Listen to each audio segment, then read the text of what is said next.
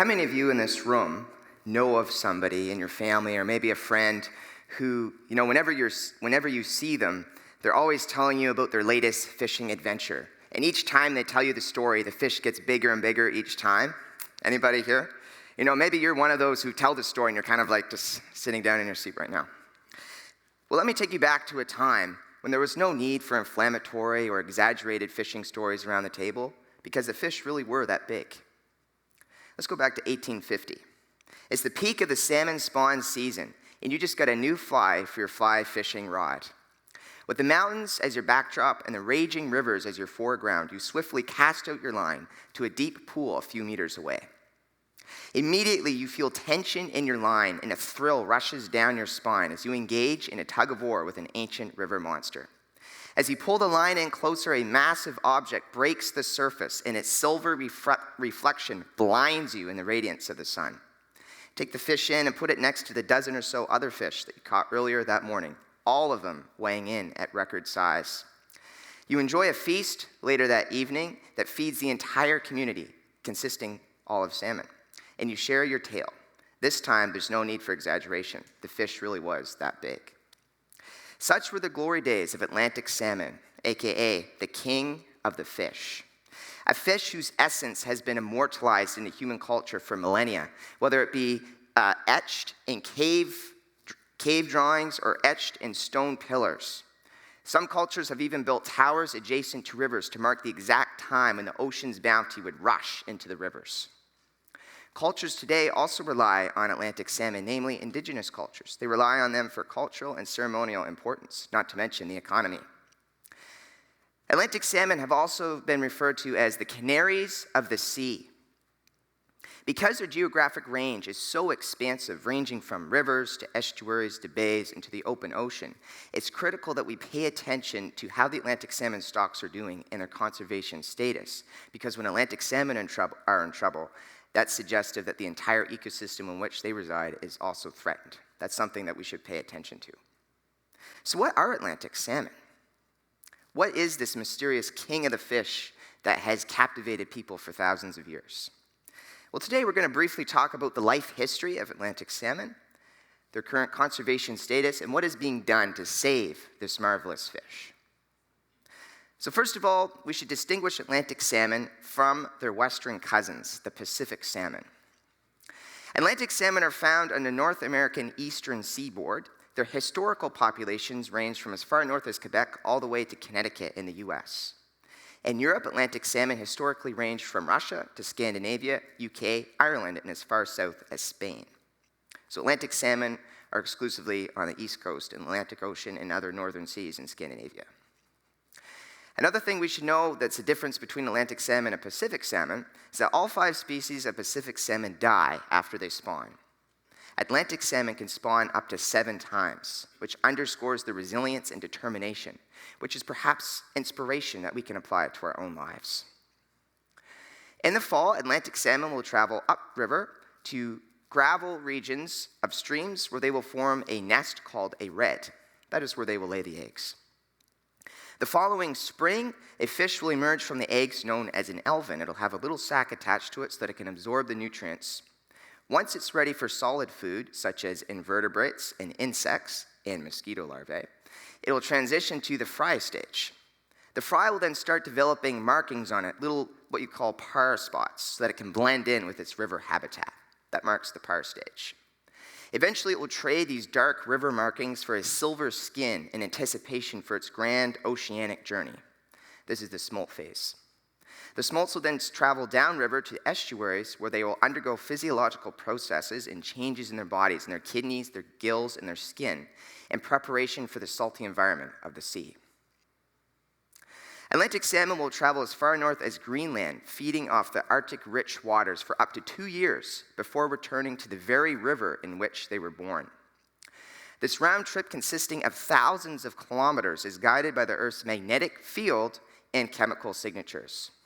It's believed that Atlantic salmon can even smell their home rivers, which is absolutely fascinating. Salmon will leave their home rivers as little as 30 grams, something that could fit in your hand.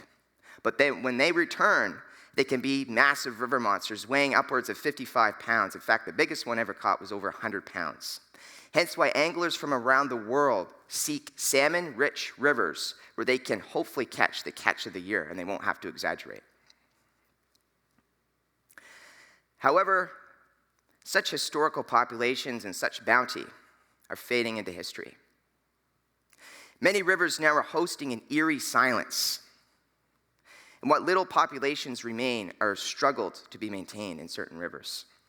In fact, in the past 20 years, the Atlantic salmon survival in the ocean has dropped by 70%.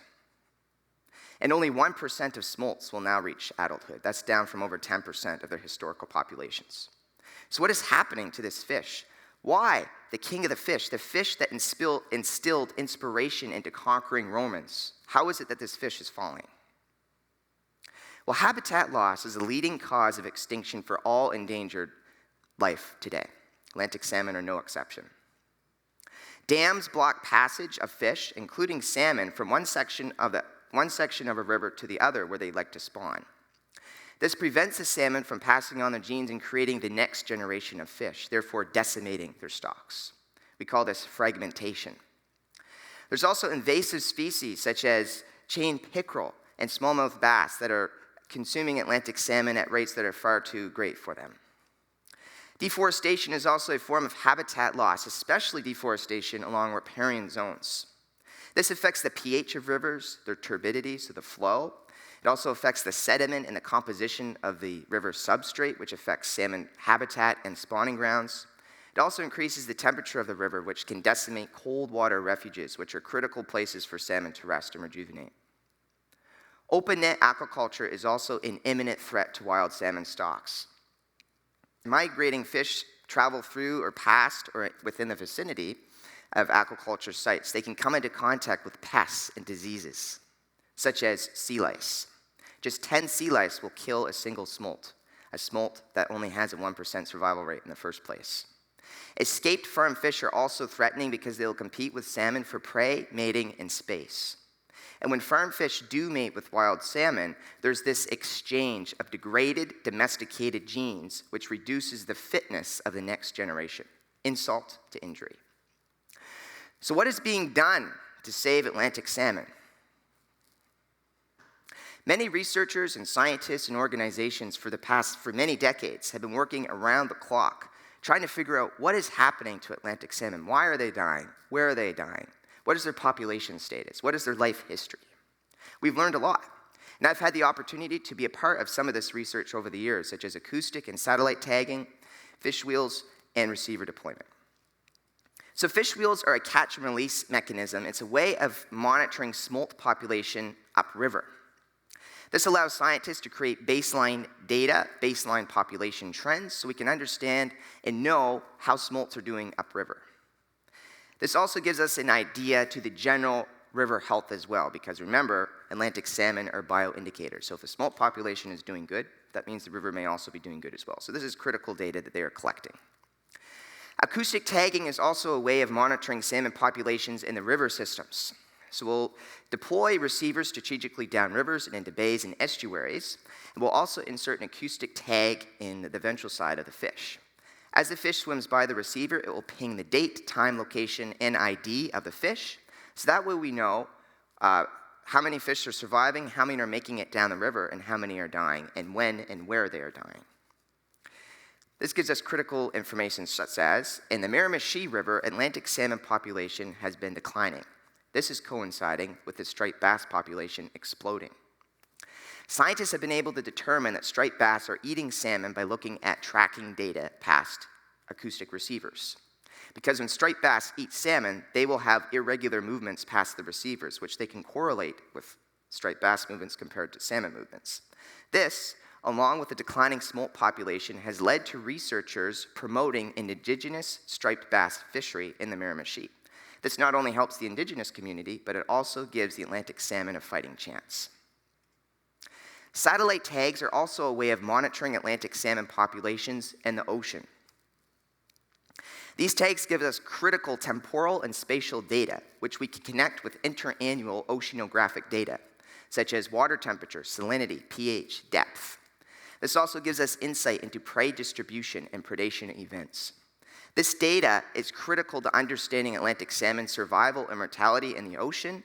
It allows us to make long-term trends and long-term predictions on when and where the salmon population will be in the future. This is also essential to understanding this in light of climate change and the changing oceans. Dam removals are also very important to mitigating the salmon crisis. As we mentioned earlier, dams will fragment their habitat, so it affects their spawning grounds. However, it costs millions of dollars to remove a single dam, which you can see why it would be a bit of a challenge for researchers. In Europe alone, there's over 150,000 obsolete dams or barriers blocking fish passage. However, since 2000, over 40 barriers or dams have been removed in Maine. As these dams are removed, we're seeing evidence of returning to their historical populations, to their historical habitats. This is encouraging news. This is good news. I think this lets us know that salmon are resilient and that they will come back and they're capable of coming back. We just have to take action. So what can you do as a collective to save salmon? You say, I'm not a scientist, I'm not a researcher, what can I do? First of all, tell others about how great salmon are. Tell them the cultural importance, the ecological importance, the economic significance. Tell them how we need to understand salmon so that we can understand the greater ecosystem as a whole, which ultimately has an impact on us. If any of you have kids or plan on having kids someday, take them in nature, take them fishing. Instill an inspiration and awe and wonder of the natural world to them, so that when they grow up, they will want to save salmon as well. Report illegal activity. And also, get involved. Find out ways in how you can volunteer with various organizations or researchers to see how you can contribute to helping Atlantic salmon. Together, I think we can move towards the former glory days of Atlantic salmon, where we can tell stories about how big the fish really were, and we won't have to exaggerate. And together, I think we can do it. But the time is now. Thank you.